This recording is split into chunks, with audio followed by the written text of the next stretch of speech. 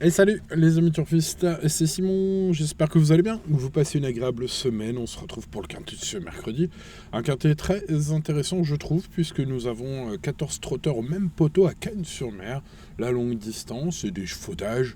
Oh, je pense que rien qu'à la lecture des partants que vous voyez ici sous vos yeux éblouis les amis, il y en a quelques-uns qui sont parmi vos chouchous. N'hésitez pas d'ailleurs à me dire lesquels sont les vôtres aujourd'hui. Je sais que vous les connaissez, ceux-là, on les a étudiés moult fois dans les quintés. Voilà, des chevaux très très intéressants. Moi j'ai mes petits chouchous, on va en parler bien sûr. Les amis, mais avant, on met le petit pouce sur la vidéo, bien évidemment. Pensez à vous abonner si ce n'est pas encore fait. Allez, let's go. On étudie tout d'abord ces 14 partants et bien sûr, on va parler de ma base en or, notamment, mais pas que. Hein. Il y a aussi quelques belles cotes à tenter dans mon prono. Allez, let's go. Chose promise, chose due. Les amis Heraldic, le numéro un, c'est un fils de Bird Parker qui a montré une belle régularité en 2025. Il faut savoir qu'il avait pris quand même la majorité de ses gains et acquis ses plus beaux titres à l'hiver 2024. Depuis, c'est quand même moins bien, donc il est plutôt abonné aux petits accessites, aux petits chèques d'allocation. Hein. Bon, maintenant, voilà, c'est un cheval qu'on aimerait tous avoir dans nos box, bien évidemment. Je lui ai mis pas loin de la moyenne. C'est un cheval qui va être à plus de 100 contre 1. Ok, Griff compte sur son sérieux en compétition pour accrocher une petite place. Voilà, un cheval pas impossible. Bon, par rapport au meilleur, on peut pas trop le recommander. Voilà, ces accessites sont eu lieu dans des lots moins forts récemment. Oh, c'est un peu le même constat pour le numéro 2, Golden Visé. Golden Visé qui est un tracteur de 10 ans. On est sur un cheval bien connu aussi, qui n'a plus aucune marge. Il l'a montré d'ailleurs encore ces derniers temps. Bon, voilà, le cheval a le droit de courir ici, a le droit d'être cinquième si les favoris du jour sont à la ramasse. Mieux me paraît compliqué. Allez, passons au numéro 3, dont j'ai beaucoup aimé la performance dans le prix de la Côte d'Azur. La dernière fois, c'était un quintet plus relevé que celui du jour. Hein. Et ce numéro 3, il courait bien. Bon, il montre qu'il n'a pas de marge non plus, mais écoutez, le niveau me semble un petit peu moins relevé ce mercredi, ce qui n'est pas forcément l'avis de son entraîneur Danny Burrow, dont j'ai lu l'interview sur Equidia et qui pense surtout à une petite place aujourd'hui. Je ne l'ai pas senti très confiant. Bon, malgré tout, c'est mon principal regret au moment du choix. J'aurais bien aimé pouvoir le glisser dans mon prono. J'avais plus la place, donc dans ces cas-là, vous me connaissez, hein, je le mets dans mes champs réduits. Allez, on passe au numéro 4, Great of Madrid, qui possède une belle vitesse de base, un cheval qui n'a plus le même rendement que fut un temps, il n'a plus le même moral. Alors, à part si on le laisse faire devant, en le laissant tranquille, dans ce cas-là, il peut gratter une place, comme il l'a fait la dernière fois, dans un lot moins fort, où il a fini troisième.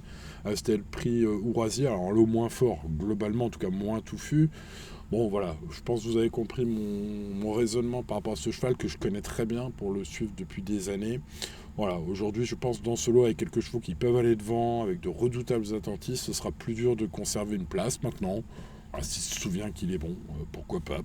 Bon, j'en ai préféré d'autres. Passons au numéro 5, Hérodémote, qui est un concurrent courageux, et il revient sur une distance plus adéquate.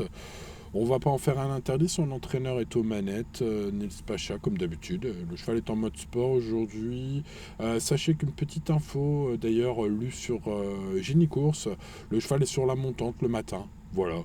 L'entraîneur, sans être chaud, indique quand même que le cheval est un peu mieux. Bon, ça peut être l'info du siècle, hein, si vous voulez tenter le casse du siècle au PMU ce mercredi, vous tenterez peut-être ce numéro 5. Bon, là comme ça, c'est pas mon cas. Hein. Passons au numéro 6, Futur du Chêne, intraitable dans le prix Ourasi, sur le parcours du jour. Voilà, un cheval recommandable pour les places aujourd'hui. Le lot est plus fort que le 27 décembre dernier, hein, aujourd'hui. Mais écoutez, voilà, il connaît la piste, il y a une bonne réussite. Son entourage est assez confiant. En tout cas, malgré l'opposition plus forte, on parle d'un cheval en forme optimale. Bon, je vous conseille de l'inclure dans vos jeux longs, sur au moins vos champs réduits, voire sur un deuxième ticket spéculatif, ce 6. Allez, passons au numéro 7, Gimme du Pomereux. C'est un fils de Cocktail Jet qui traverse une période de méforme relative. Hein, voilà, il est 6, 8e, 4e ces derniers temps, vous le voyez. On se souvient des bonnes prestations l'hiver dernier où il luttait avec des chevaux équivalents aujourd'hui. Il faut voir que là, il y a quand même les jeunes. À mon avis, ça va être dur. Voilà, pour plus tard, peut-être un engagement avec que les vieux, bientôt à Cannes-sur-Mer, c'est pas ce qui manque l'hiver. Passons au numéro 8, Garrett Crane. Ça fait quelques années que le cheval fait ce meeting, avec une réussite tout à fait correcte, parfois même des belles places. C'est un vieux serviteur qui a pris une deuxième place d'ailleurs, par exemple, dans cette même épreuve l'an passé. Alors l'an passé, il était à 54 contre 1. Aujourd'hui, sa cote devrait être pas mal, vu que sa forme est un peu douteuse, mais le local de l'étape, David Beckert, est aux manettes, peut-être pas pour rien. En tout cas, le cheval est toujours aussi gaillard à l'entraînement, selon son coach sur Equidia. Sachez qu'on vise même le podium aujourd'hui avec Piero Pichet. Attention à ce numéro 8, ça peut être la belle trouvaille. Passons au numéro 9, Easterman. Alors là, ce ne sera pas forcément une trouvaille. Les habitués fils, bon, c'est un cheval que je vous ai déjà présenté 25 fois. J'allais dire, peut-être pas 25 fois, mais pas loin. En tout cas, on le connaît par cœur. C'est un cheval capable de suivre tous les trains, hyper dur, hyper bon, évidemment. Et puis aujourd'hui, il est confié au jeune et talentueux Théo Briand. Alors ça, je dois dire, ça m'a un peu tilté. Je dis, oulala, Easterman, allez, hein. Théo, on lui file des sacrés bons chevaux au jeune, hein. Ah, il doit avoir des bonnes relations. En tout cas, il est bien armé. Aujourd'hui avec ce 9, c'est mon cheval en or, hein. C'est ma base quintée en or, ce 9. Allez, on passe au numéro 10, Gibus, qui reste sur une deuxième place, non loin de Udo Duruel, qui est une belle chance aujourd'hui, évidemment, qui est la belle chance théorique, on va dire, du jour. Donc, bah écoutez, ce 10, en mode sport pour ce quintet, il alterne les courses visées, les courses ferrées. On est peut-être dans le bon timing. En tout cas, ça pourrait être un joli choco à très très grosse cote aujourd'hui, ce numéro 10. Passons au numéro 11, Hibiscus Man, qui est un trotteur de classe, qui a déjà triomphé sur ce parcours l'été dernier. Il a terminé très bien la dernière fois au niveau européen, c'était à Vincennes. Il était quatrième. Il affronte donc un lot tout à fait dans ses cordes. J'ai envie de dire chance logique, alors plus souvent placé que gagnant. Je vais le mettre un peu plus loin, mais sachez que Romain Larue, lui, est très optimiste dans son interview sur Equidia. Le professionnel, il compte pour le meilleur aujourd'hui avec ce numéro 11. Il va être très joué d'ailleurs. Bref, voilà, c'est l'un des favoris logiques, mais moi je le vois peut-être plus pour les places. On passe au numéro 12, Udo Duruel, qui évidemment cheval un peu de la course, au papier, 15 victoires, 4 à Cagnes-sur-Mer, c'est donc un cheval qui connaît l'hippodrome, il n'y a pas de souci. Il y a quelques références d'ailleurs de très haut niveau. Cagnes, il avait gagné le Grand Prix de Vincennes, qui est une course de groupe 3 qui se dispute à Cagnes-sur-Mer sur ce parcours long du genre, et c'était il y a presque un an jour pour jour. Bref, vous l'aurez compris, je pense, ce 12 est une base très très solide au papier. Passons au numéro 13, Apidanica, qui est ni plus ni moins que le tenant du titre de cette épreuve l'année dernière. Il est donc en mode défense de son titre. Alexis Garondo annonce que sa jument est prête à défendre son titre. J'ai lu ça sur Génie Course. Bon, il veut doubler la mise, en gros. Bon, pour un jeu logique, on va mettre ce numéro 13, même si je pense que cette année, il y a meilleur. Attention, Apidanica nous a fait le coup l'année dernière. On pourrait refaire le coup cette année.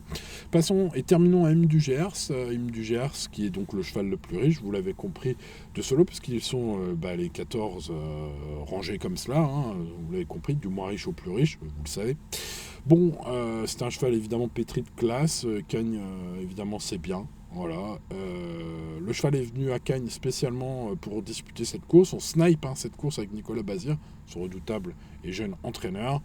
Mieux vaut l'avoir avec soi contre soi, ce numéro 14. À vous de voir si vous le mettez premier ou un peu plus loin. Disons qu'il fait partie des gagnants potentiels de ce quintet. Maintenant, il faut faire des choix en termes de pronostics, de tickets. Ça, vous connaissez.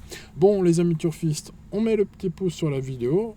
On s'abonne à la chaîne si ce n'est pas encore fait et on voit ensemble le cheval en or de mon prono. Il s'agit aujourd'hui de ma base Easterman, le numéro 9, ma base quintée en or, donc cette rubrique que vous aimez tant, les amis turfistes, et pour cause, évidemment, c'est pas pour rien. Bon, écoutez, ce numéro 9, je pense qu'il mérite ce statut. Espérons que ce soit un cheval en or à l'arrivée, mais bon, voilà, je vais pas reparler d'Easterman une 25e fois. C'est un cheval que l'on suit, évidemment, sur cette chaîne, avec une belle réussite. Aujourd'hui, le petit truc, c'est que c'est Théo Briand, voilà, Théo Briand, à toi de jouer, j'ai envie de dire, Théo.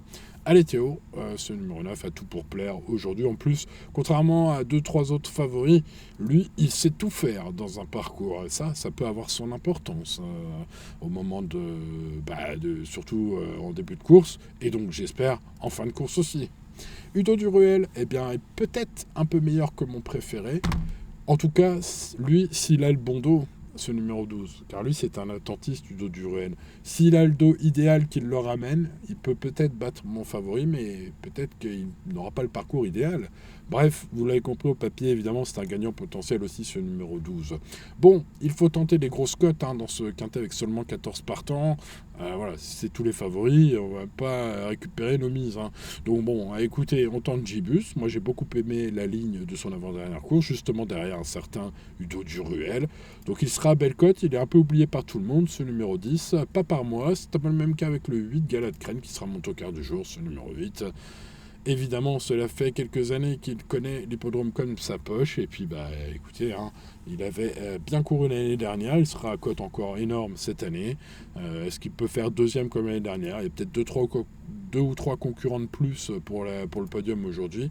Mais il pourrait être quatrième, par exemple. Ça nous arrangerait bien pour le ticket quintet plus 9, 12, 18 en total. Évidemment, ce serait bien. Allez, ensuite, derrière le 9, le 12, le 10 et le 8 pour les champs réduits, pour des tickets combinés ou autres. Je fais grand cas du 11, du 13 et du 14. Et on parlera quand même du numéro 6. Et puis le seul regret est le 3. Donc l'indice de confiance est très bon. Vous le voyez. 7 sur 10. C'est un très bel indice de confiance. Alors 7 sur 10 les amis, bien sûr c'est pas 10 sur 10, donc on reste raisonnable. Bien sûr, jouez responsablement comme tous les jours et tout ira bien. Voilà, c'était Simon, n'oubliez pas le petit pouce les amis turfistes aujourd'hui, n'oubliez pas de vous abonner à la chaîne si c'est pas encore fait. Je vous souhaite bonne chance pour le quintet de ce mercredi. N'oubliez pas les infos VIP en dernière minute bien sûr sur mon site internet et je vous dis à demain pour de nouvelles aventures. C'était Simon, ciao ciao.